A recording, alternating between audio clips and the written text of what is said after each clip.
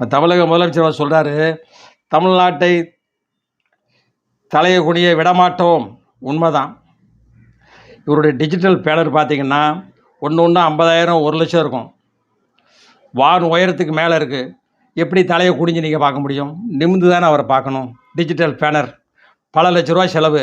எங்கே பார்த்தா இந்த பேனரு தமிழ்நாட்டை தலை குனிய விடமாட்டோம், மக்கள் வரிப்படத்தில் தலை குனிய வச்சுக்கிட்டு இருக்காரு. இது அவருக்கு தெரியல. யார் யார் ஆலோசனை சொல்லிக் கொடுக்குறாங்கன்னே தெரிய மாட்டேங்கி. இப்போல்லாம் ஒரு பேனரை வைங்க, தேர்தல் நேரத்தில் இப்படியா வைக்கிறது? அதிக விளம்பரம் வச்சு அதிக தாக்கத்தை ஏற்படுத்தினா மக்கள் நம்ம வளத்தை இப்படிலாம் வேஸ்ட் பண்ணுறாங்களே அப்படின்னு நினைக்க மாட்டாங்களா? நினச்சிக்கிட்டு புரிஞ்சுக்கிட்டு இந்த பேனர் கலாச்சாரத்தை முதல்ல ஒழிங்க. தலைக்கு மேலே இருக்குது, அது கீழே விழுந்துன்னா குறைஞ்சது ஒரு 50 பேர் தலையிலையாவது விழுந்துடும். அந்த உயரத்தில் இருக்குது. சென்னை முழுவதும் இருக்குது, தமிழ்நாடு முழுவதும் இருக்குது. புரிஞ்சுக்கிட்டு அரசாங்கம் தான் இந்த பேனர் கலாச்சாரத்துக்கு ஒரு முற்றுப்புள்ளி வைங்க.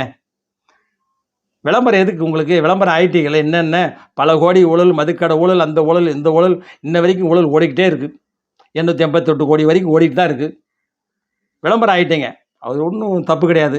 மேலும் விளம்பரம் தேவையில்லை. நன்றி, வணக்கம். ராமச்சந்திரன், மதுரை.